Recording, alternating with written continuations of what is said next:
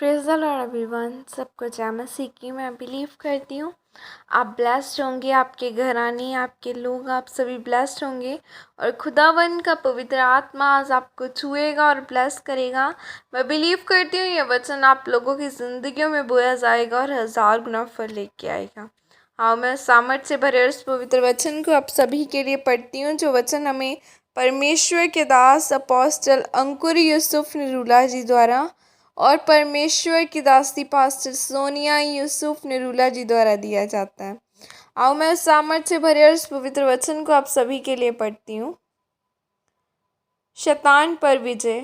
जैसे कि पवित्र बाइबल एस्तर 4 की 11 आयत में लिखा है कि राजा के सब कर्मचारियों वन राजा के प्रांतों के सब लोगों को भी मालूम है कि क्या पुरुष क्या स्त्री कोई क्यों ना हो जो आज्ञा बिना पाए भीतरी आंगन में राजा के पास जाएगा, उसके मार डालने ही की आज्ञा है। केवल जिसकी और राजा सोने का राजदंड बढ़ाए वही बचता है, परंतु अब 30 दिन से राजा के पास नहीं बुलाई गई हूँ। आमीन।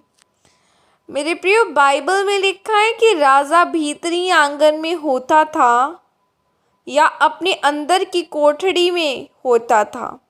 तो वहाँ तक अगर किसी को जाना हो तो यह संभव नहीं होता था, क्योंकि वहाँ पर केवल वही व्यक्ति जा सकता था जिसको राजा खुद बुलाए।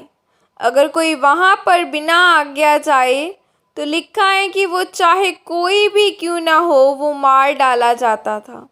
लेकिन अगर राजा अपने सोने का राजदंड अपनी ओर बढ़ाकर उसकी ओर बढ़ाकर तो वो बच पाता था, क्योंकि राजा के एक कर्मचारी हामान द्वारा रचे षड्यंत्र की वजह से पूरी यहूदी जाति मारी जाने वाली थी। बाइबल में लिखा है कि उसको बचाने के लिए एस्तर ने एक फैसला किया कि मैं भीतरी कोठरी में राजा के पास जाऊंगी, अगर राजा मारे तो चाहे मार भी डाले। बाइबल कहती है कि उसने 3 दिन 3 रात के रोजे रखने का फैसला किया। उसने यहूदी लोगों को भी रोजे रखने के लिए बोला और बाइबल में लिखा है कि रोजे रखकर जब वो जैसे ही अंदर राजा के पास गई तो राजा ने उसकी ओर अपना राजदंड बढ़ाया। बजाय इसके कि वो मार डाली जाती, वो अंदर गई। और बाइबल में लिखा है कि यह उस देश का कानून था। मेरे प्रियो, कुछ शैतान के कानून ऐसे हैं जिन्हें आप कभी तोड़ नहीं पाएंगे। एक व्यक्ति के दादा को शुगर थी, उसके बाद उसके पापा को शुगर हुआ और अब उस व्यक्ति को भी शुगर हो गई, क्योंकि यह शैतान के कानून है। लेकिन बाइबल कहती है कि अगर आप एक उपवास प्रार्थना करने वाले हैं और अगर आप परमेश्वर के वचनों पर चलने वाले हैं तो आप इन शैतान के कानूनों को तोड़ नहीं पाओगे।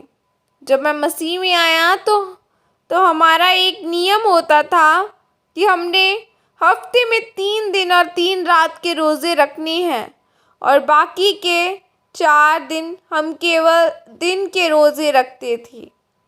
और जब मैं प्रभु में आया तो सिर्फ 1.5 महीने के बाद ही मैंने बपतिस्मा ले लिया।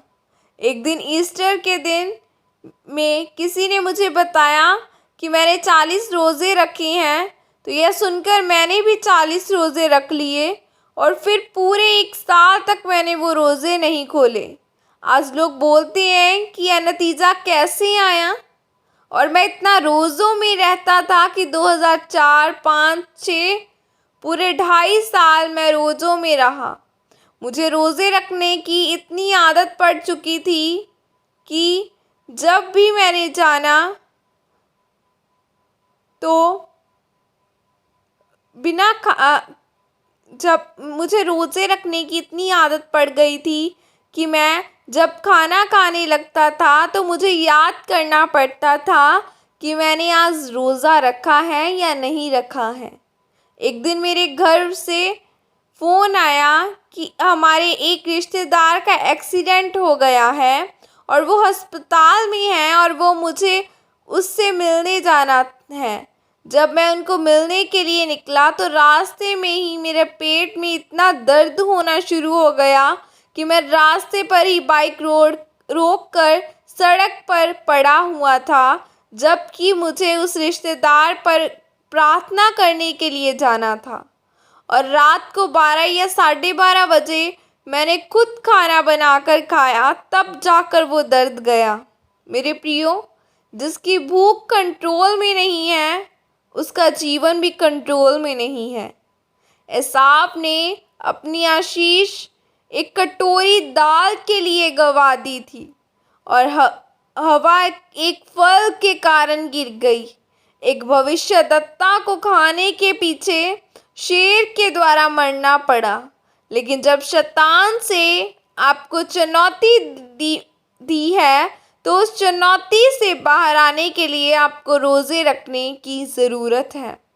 और बाइबल में लिखा है कि जब एस्तर रोज़े रखकर राजा के पास गई तो राजा का उस पर अनुग्रह हुआ और उसके कारण पूरी यहूदी कौम बचाई गई। और इसी तरह से जब आप रोज़े रखकर पवित्रताई के साथ परमेश्वर में चलेंगे तो परमेश्वर आपको प्रार्थनाओं के उत्तर भी देगा। आमीन। और यह प्रार्थना आपकी तरफ से की जाए। सर्वशक्तिमान परमेश्वर, इस वचन के लिए पिता मैं आपका धन्यवाद करती हूँ और मैं यह प्रार्थना करती हूँ कि परमेश्वर, जब मैं उपवास और प्रार्थना के साथ आपके सामने जाऊँ तो आप मेरी प्रार्थना को सुनकर उत्तर दे। प्रभु यीशु मसीह के सामर्थ्य नाम में मांगती हूँ। आमीन आमीन। हालेलुया। खुदावन आप सबको आशीषित करे, ब्लेस करे और बिगेस्ट टेस्टिमनीज आप लोगों की ज़िंदगियों के हिस्से हों और खुदा का वचन आपकी लाइफ में काम करे। अपनी नाइट को कंट्रोल में करें, अपनी लाइफ को कंट्रोल में करें, अपनी भूख को कंट्रोल में करें। अगर आपकी भूख ही कंट्रोल में नहीं है तो आप ब्लेसिंग कैसे लेंगे? हवा की तरह नहीं बनना कि एक फल के पीछे अपनी लाइफ गवा दो। ऐसे नहीं करना, पवित्रताई में चलना है जैसे खुदावन के दास चले। जैसे एस्तर को मालूम था कि मैंने ब्लेसिंग को कैसे लेना है, उसने कहा मुझे अपनी कौम को बचाने के लिए जाना है, चाहे मरती हूँ तो मर जाऊँ। लेकिन वो अड़ी और खड़ी रही और गई और ब्लेसिंग को लिया। हालेलुया। इसलिए खुदावन आपको ब्लेस करे और ऊंचा करे, एस्तर की तरह अपने विश्वास को बनाकर रखें। God bless you all. Praise the Lord. जय मसीह।